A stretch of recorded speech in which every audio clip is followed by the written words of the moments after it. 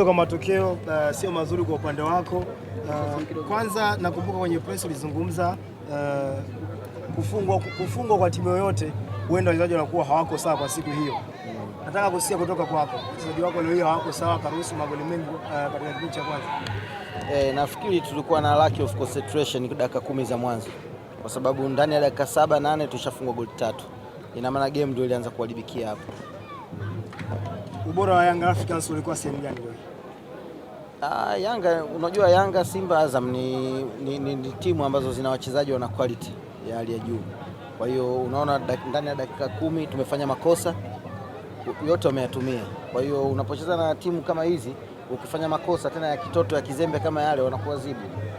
Unadhani kilicho hukumu zaidi ni ubora wa Young Africans kwa mchezaji mmoja mmoja, ama ni kama ambavyo unavyozungumza ubora wa Young Africans na wachezaji wako kwenye upande wa kushindana kwamba ni mdogo?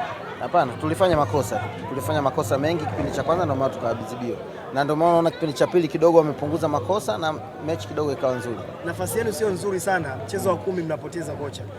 Matarajio ya Mbeya City ni yapi sasa hivi sasa? Bado nafasi ipo. Tumecheza mechi 4 ngumu hapa.